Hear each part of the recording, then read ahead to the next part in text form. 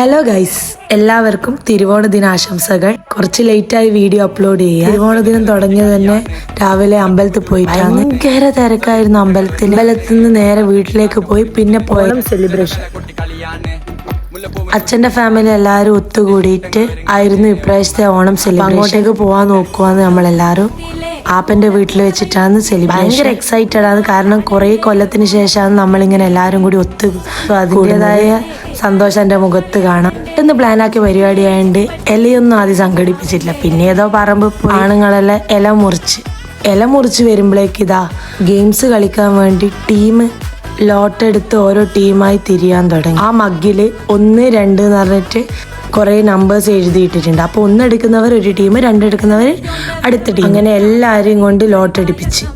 ഇവിടെ അങ്ങനെ കുട്ടികൾ വലിയവരെന്നൊന്നുമില്ല, എല്ലാവരും കളിക്കണം, കാരണം ഇതെല്ലാം ഒരു മെമ്മറി അല്ലേ.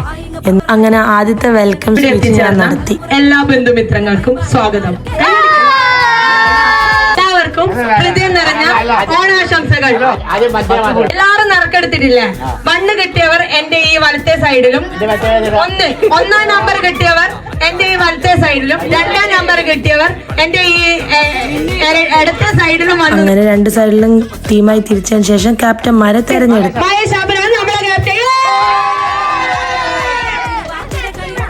രണ്ടാമത്തെ ഗ്രൂപ്പിന്റെ ക്യാപ്റ്റൻ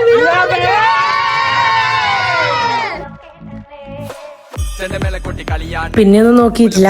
പിന്നെ ഫസ്റ്റ് തന്നെ ഗെയിം സ്റ്റാർട്ട് ചെയ്യാൻ വിചാരിച്ചു. ആദ്യം മത്സരിച്ച 1-ാം ടീമിന്റെ ക്യാപ്റ്റൻ തന്നെ. ആദ്യം ഇടത്തോട്ടൊന്ന് വളച്ച്, പിന്നെ വലത്തോട്ടൊന്ന് വളച്ച്,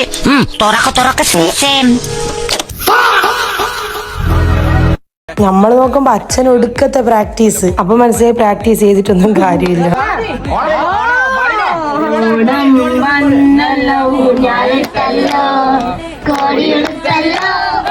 അങ്ങനെ ഏട്ടന്റെ മോൻ പാട്ടും പാടിയിട്ട് തൽക്കാലം ഇതിൽ നിന്ന് ബ്രേക്ക് എടുത്ത്.